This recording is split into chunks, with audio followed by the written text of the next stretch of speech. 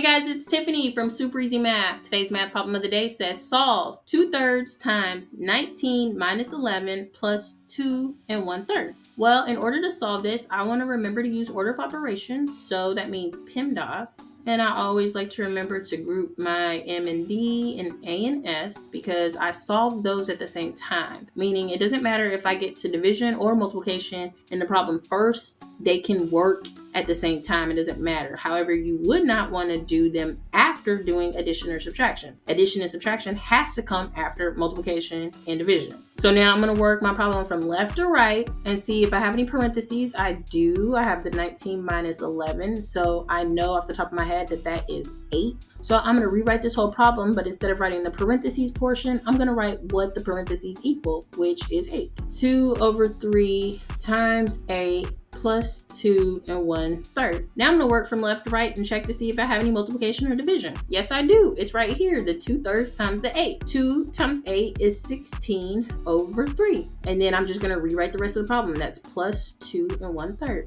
Now the last thing I have to do is my only operation that's available, which is that addition sign, and that is addition. And I can see when I'm going through my order of operations that it's the last thing that I have grouped. So we're right on track. I have common denominators, so that helps me out a lot. I know I'm going to end up with a denominator of 3 and my numerator is 17. The 2 is just brought over as a whole number. 3 can go into 17 5 times, so that means I'm going to have to add 5 to my whole number of 2. So that gives me a whole number of 7 out here. And then there was a remainder of 2 because when you divide the 3 into 17, you get 15, and there's 2 left over, and then the 3 here.